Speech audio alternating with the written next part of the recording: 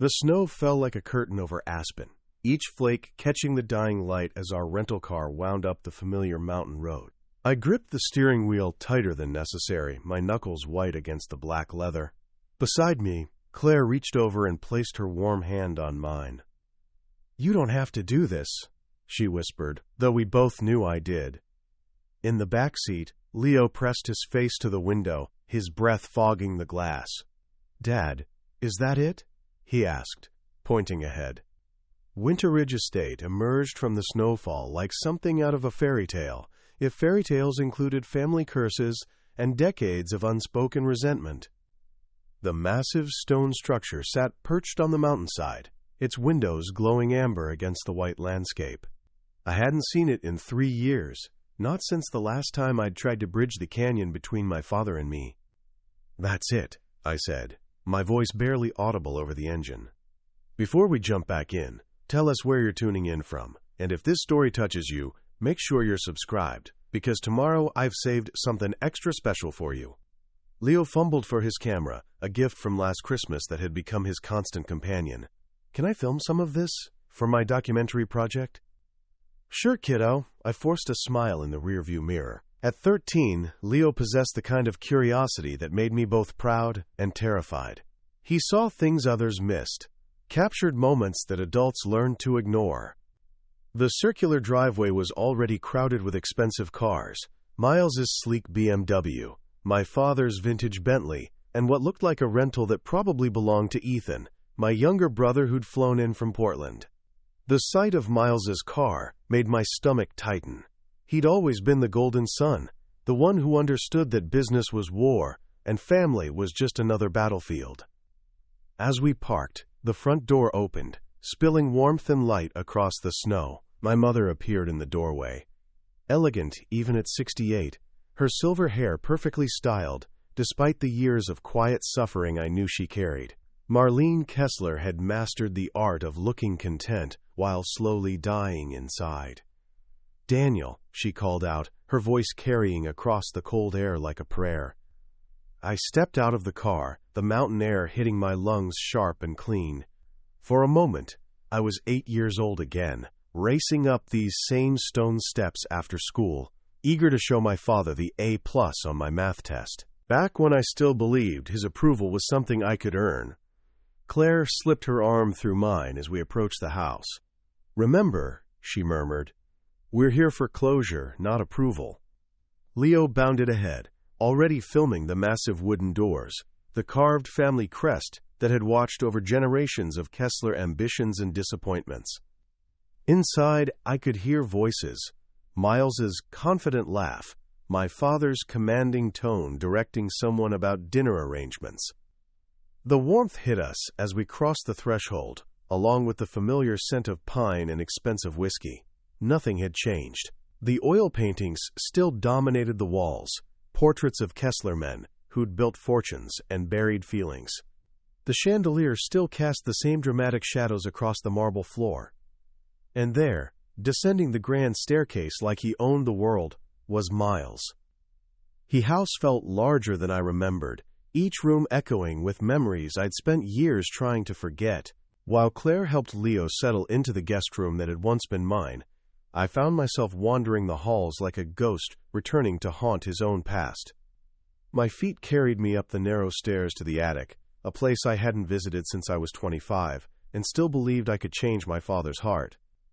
The door creaked open, releasing the scent of old wood and forgotten dreams. Dust motes danced in the pale light filtering through the small window. There, in a corner beneath a canvas tarp, sat the drafting table where I'd spent countless hours sketching blueprints. Not for corporate towers or shopping complexes, but for homes. Real homes, where families could laugh over dinner without calculating the cost of every word. I pulled away the tarp and found them still there, rolled tubes of yellowed paper tied with faded ribbon.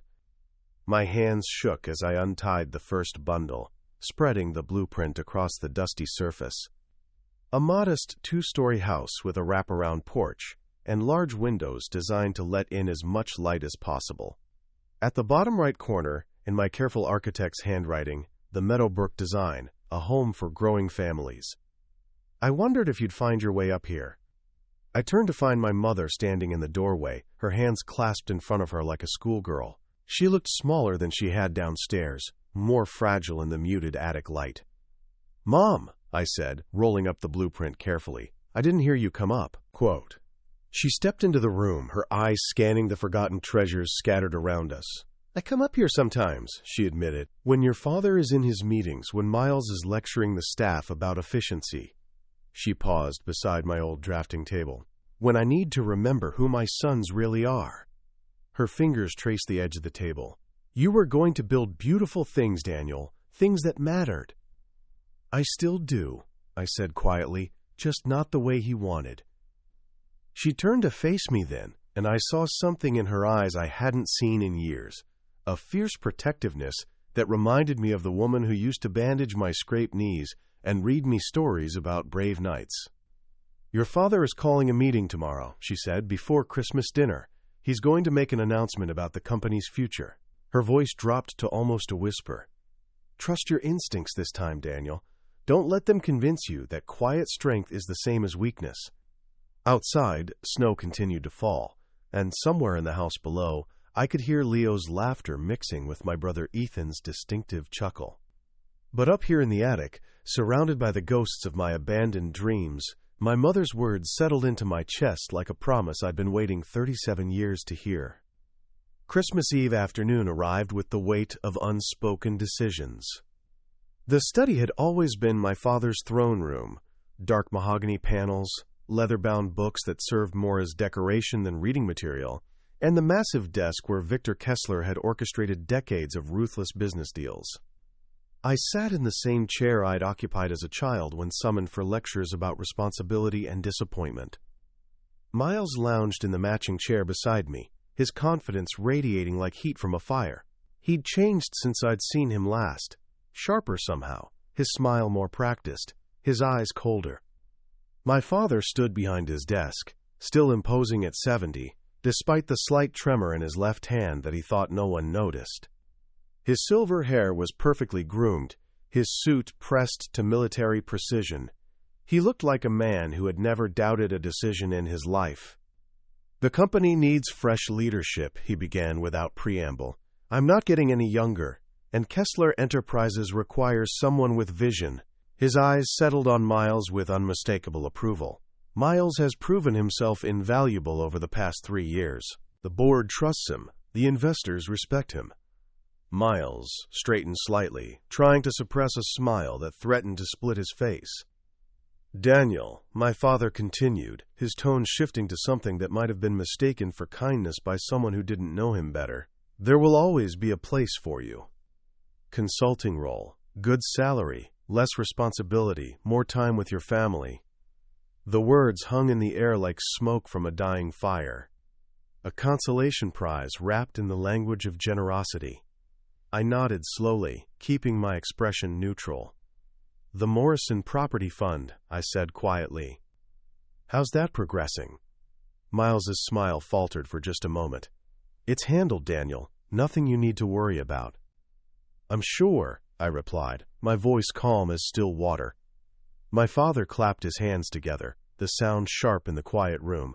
"Excellent. Miles, I'll make the announcement official after Christmas dinner. We'll start the transition in the new year."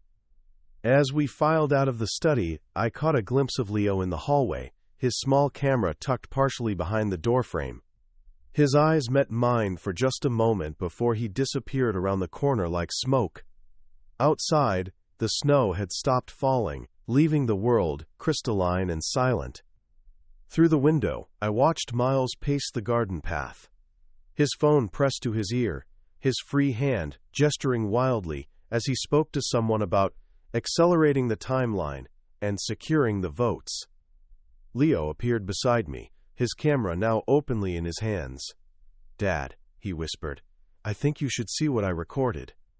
The guest room felt smaller at midnight, the darkness pressing against the windows like a living thing. Claire found me hunched over my laptop, surrounded by papers I'd pulled from my briefcase, documents I'd been carrying for 3 years, waiting for a moment I wasn't even sure would come. "You're going to wear a hole in that screen," she said softly, setting a steaming mug of cider beside my elbow. The scent of cinnamon and apple filled the space between us. "Look at this," I said, turning the laptop toward her. "Aunt Margaret's inheritance. 26% of Kessler Enterprises, transferred to me when I turned 30. Miles doesn't know about it because it was done through her personal attorney, not the family firm." Claire's eyebrows rose. "You've been sitting on a quarter of the company for 7 years?" "I never wanted to use it," I admitted. "It felt like cheating, like I was no better than him." I gestured toward the wall that separated us from Miles's room. But maybe Margaret knew this day would come. The door opened quietly, and Leo slipped inside, his camera in one hand and his laptop in the other. His hair was disheveled from sleep, but his eyes were sharp with excitement. Telling and preparing this story took us a lot of time, so if you are enjoying it, subscribe to our channel. It means a lot to us. Now back to the story.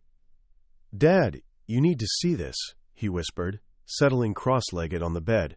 He connected his camera to the laptop and pulled up a video file. "I was filming around the house earlier, just random stuff, when I caught Uncle Miles on the phone." The screen filled with shaky footage of the garden path. Miles paced back and forth, his voice carrying clearly through the thin mountain air. "Need to accelerate the timeline," Miles was saying into his phone. "The old man's getting sentimental about Daniel. We push the board vote through Christmas Day, forge his signature if we have to. By New Year's it'll be a done deal."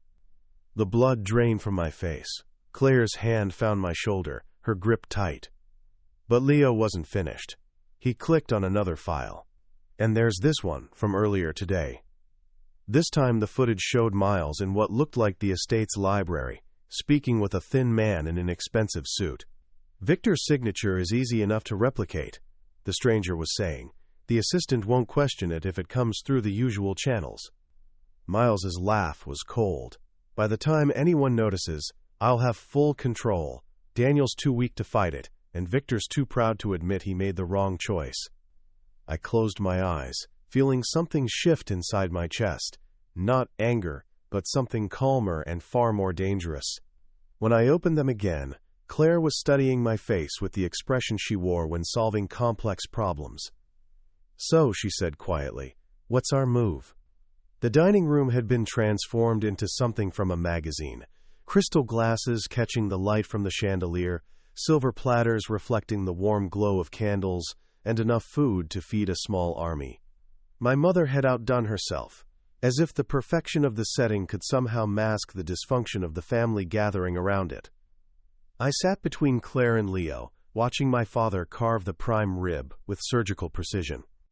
Across from me, Miles adjusted his tie for the third time, his earlier confidence replaced by something that looked almost like nervousness. Ethan lounged at the far end of the table, picking at his food and making dry observations about the snow that had everyone except Miles laughing.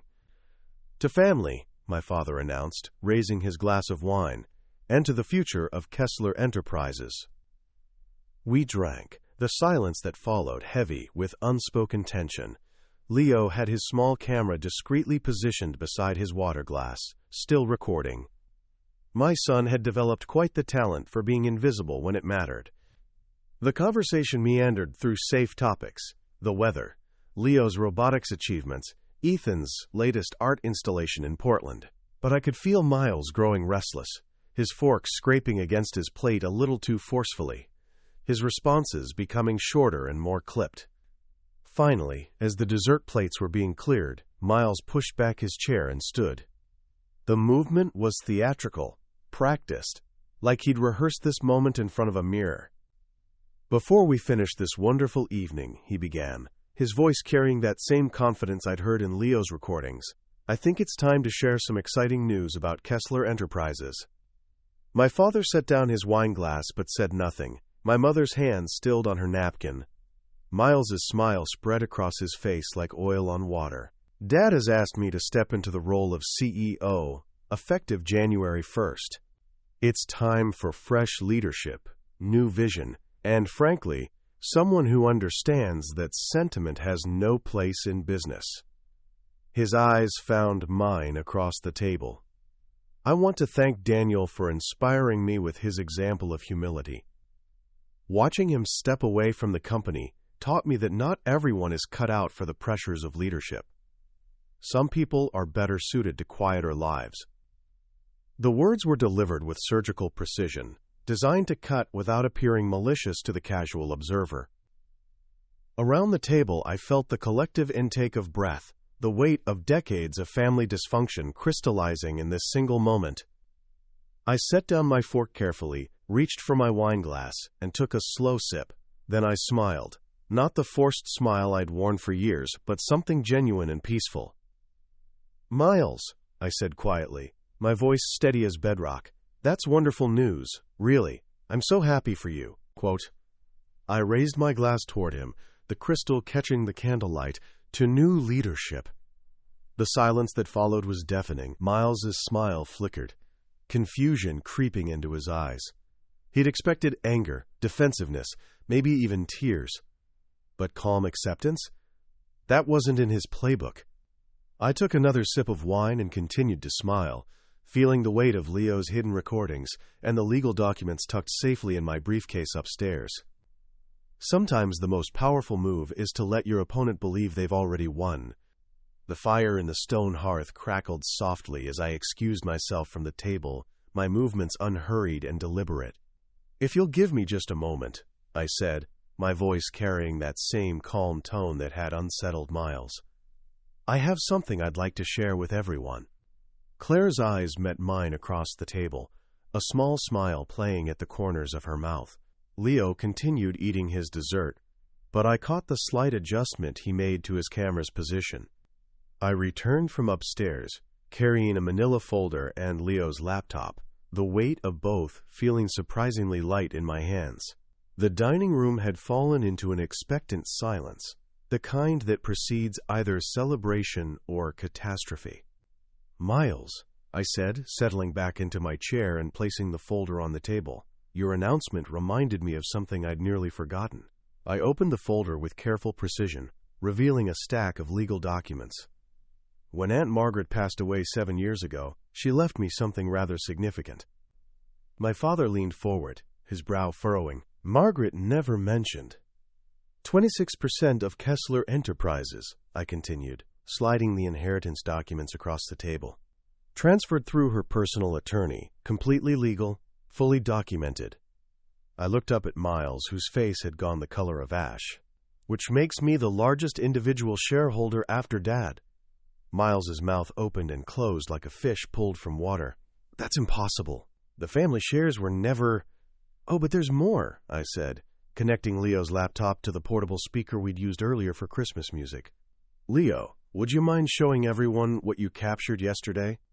The room filled with the sound of Miles's voice, crystal clear through the speakers. "Need to accelerate the timeline. The old man's getting sentimental about Daniel. We push the board vote through Christmas Day. Forge his signature if we have to." My mother's hand flew to her throat. Ethan stopped mid-bite, his fork suspended in the air. My father's face darkened to a shade I'd rarely seen, even during his worst rages. But I wasn't finished. The second recording began to play, Miles's conversation with the thin man about forging signatures and manipulating board procedures. Each word fell into the silence like stones into still water, creating ripples that would reshape everything. "You see," I said, gently closing the laptop, "while you were planning to steal the company through fraud and forgery, I was simply exercising my legal rights as a shareholder." I pulled out another document, this one bearing the official seal of the Securities and Exchange Commission. "I filed a formal complaint this morning. The board has been notified, and all of Miles's access to company accounts and systems has been frozen pending investigation." Miles shot to his feet, his chair scraping against the hardwood floor. "You can't do this. Dad, tell him." "Sit down." My father's voice cut through the air like a blade, cold and sharp enough to freeze blood. For the first time in my life, Miles actually obeyed him without question. I folded my hands calmly and looked around the table at my family. "Now then, shall we discuss what real leadership looks like?" The explosion came 20 minutes later, echoing through the estate's stone walls like thunder trapped in a canyon. My father's voice, raised to a volume I'd rarely heard even during his legendary boardroom tirades, followed by Miles's desperate attempts at explanation that sounded more like the whimpering of a cornered animal. Leo and I sat in the library, officially playing chess but actually listening to the muffled argument from my father's study. Claire had taken my mother to the greenhouse, knowing that Marlene needed distance from the sound of her family tearing itself apart once again. 30 years I've built this company, my father's words carried through the heavy oak doors. 30 years of my life, and you thought you could steal it with forged documents and backroom deals? Miles's response was too quiet to make out, but the tone was pleading, desperate. Check, Leo said quietly, moving his knight with the same precision he applied to everything else. His camera sat on the side table, still recording. My son had developed an instinct for documenting the moments that mattered. Ethan wandered in, a tumbler of whiskey in his hand, and a sardonic smile on his face. Well, he said, settling into the leather armchair by the window, this is the most entertainment we've had at a family gathering since I was 16, and set the Christmas tree on fire. The study door slammed open, and Miles emerged, looking like he'd aged a decade in the past hour. His perfect hair was disheveled, his tie askew, and his face held the hollow expression of a man watching his world collapse in real time. He didn't look at any of us as he stalked past, heading for the stairs. My father appeared in the doorway moments later, his own composure cracked but not shattered. His eyes found mine across the room, and for the first time in decades, I saw something I'd almost forgotten existed. Respect. Daniel, he said, his voice hoarse from shouting, we need to talk. The conversation that followed wasn't the reconciliation scene from movies. My father didn't apologize for 40 years of treating me like a disappointment, and I didn't suddenly forgive him for choosing Miles over me time and again. But something fundamental had shifted between us, like tectonic plates settling into a new configuration. The board will meet tomorrow, he said, standing behind his desk like a general surveying a battlefield. They'll want to know what happens next. I've already told them, I replied. Anna Reeves should be CEO. She's been running operations better than anyone for 3 years, but she's never gotten credit because she's not a Kessler. My father's eyebrows rose. You're turning down the position? I'm choosing the right person for it, I stood, feeling lighter than I had in years. Legacy isn't about blood, Dad. It's about doing what's right, even when it costs you everything you thought you wanted. Outside, snow began falling again, but the storm inside Winterridge Estate was finally beginning to pass. Through the window I could see Claire and my mother walking back from the greenhouse, their arms linked, their faces turned toward the house, with something that looked remarkably like hope. Miles's car started in the driveway, its headlights cutting through the darkness as he drove away from the only life he'd ever known. The board meeting was held via video conference on December 27th, 12 faces arranged in neat squares on my laptop screen like a digital jury. I sat at the kitchen table in our guest room while Claire made coffee and Leo worked on his robotics project at the other end. The domestic normalcy, a stark contrast to the corporate theater playing out on my screen. Mr. Kessler, said Margaret Chen, the board chairwoman, her voice crisp through the speakers, given the circumstances surrounding your brother's attempted fraud, the board unanimously agrees that you should assume the CEO position immediately. I watched the faces on the screen, each one carefully composed, professionally neutral. These were people who had watched Miles manipulate his way through the company hierarchy for years, who had seen my father's favoritism shape every major decision. Now they were offering me everything I'd once thought I wanted. I appreciate the confidence, I said, reaching for Claire's hand as she sat beside me. But I'm declining the position. The silence that followed was so complete I wondered if the connection had failed. Margaret Chen's eyebrows rose nearly to her hairline. Mr. Kessler, perhaps you need time to consider. I've had 40 years to consider, I interrupted gently. Anna Reeves should be your CEO. She has the experience, the integrity, and the vision the company needs. She also doesn't carry the baggage of the Kessler family dysfunction. Tom Harrison, the CFO, leaned forward on his screen. With respect, Daniel, you control 26% of the company. Your voice carries significant weight. Which is exactly why I'm using it to recommend Anna. I pulled out a document I'd spent the morning preparing. I'm also proposing a complete restructuring of the board governance, implementing transparency measures, and establishing an ethics committee with real oversight powers. Claire squeezed my hand, her silent support steadying me as I continued. Miles was able to operate the way he did because our systems allowed it. That changes now, or I'll sell my shares to someone who will make a change. The threats were delivered calmly, matter-of-factly, but their impact was immediate. These people understood leverage, and they recognized when they were looking at someone who wasn't bluffing. After the call ended, I found my mother in the living room, staring out at the snow-covered mountains. She turned when I entered, her eyes holding a clarity I hadn't seen in years. "I'm leaving him, Daniel," she said without preamble. "After 40 years of being Victor Kessler's trophy wife, I'm going to find out who Marlene Thompson was before she disappeared." I sat beside her on the sofa, watching the late afternoon sun paint the snow in shades of gold and pink. "Where will you go?" "I bought a small house in Vermont last month," she said, a smile tugging at her lips. "Through my own attorney, with my own money. It has a garden and windows that actually open." She laughed, the sound lighter than air. "Victor doesn't even know yet." Ethan appeared in the doorway, his ever-present drink in hand. "Mom's staging a rebellion. You've dismantled Miles's empire, and I'm starting to think this might be the best Christmas we've ever had." He raised his glass in a mock toast. To the Kessler family finally growing some backbone. Through the window, Leo was building a snowman with the same methodical precision he applied to everything else, his camera documenting each step of the process. Spring arrived in Colorado with the kind of gentle insistence that made me remember why I'd fallen in love with mountain weather. Claire and I stood in the doorway of what had once been a forgotten barn on the outskirt of our town, watching Leo measure angles with the same precision he'd once applied to documenting family secrets. "Dad, if we angle the windows this way," he said, gesturing with his tablet where he'd sketched the renovation plans, "we'll get natural light for most of the day. Perfect for your drafting table."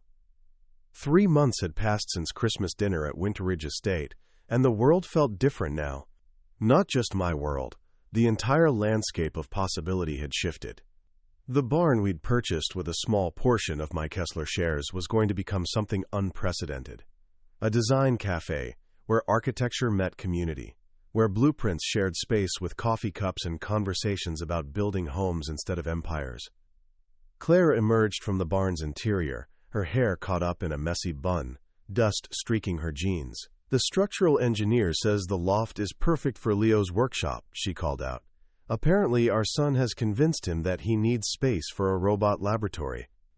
I laughed, the sound echoing off the barn walls. In the distance, the Rocky Mountains stood like silent guardians, their peaks still touched with snow, despite the warming weather. This was what contentment felt like, not the hollow satisfaction of corporate victories, but the deep peace that came from building something meaningful with your own hands. The letter arrived on a Tuesday, delivered by the same mail carrier who'd been bringing us updates about the Kessler Enterprises transformation. Anna Reeves had been officially named CEO, and the company was already implementing the transparency measures I'd proposed. Miles, according to Ethan's occasional sardonic updates, was facing federal charges and had retreated to a cabin in Montana where he was reportedly writing a memoir no one would ever publish. But this letter was different. The return address made my hands tremble slightly as I opened it. "Daniel," my father's handwriting was shakier than I remembered. "I wanted you to know that your mother filed for divorce yesterday. I can't say I'm surprised, but I am sorry. Not for losing her. I lost her years ago, but for never understanding what I was throwing away until it was gone. The company is thriving under Anna's leadership. Your reforms have saved us from what could have been a devastating scandal. I was wrong about many things, but mostly I was wrong about you. You have something I never learned, the wisdom to know when power isn't worth the price.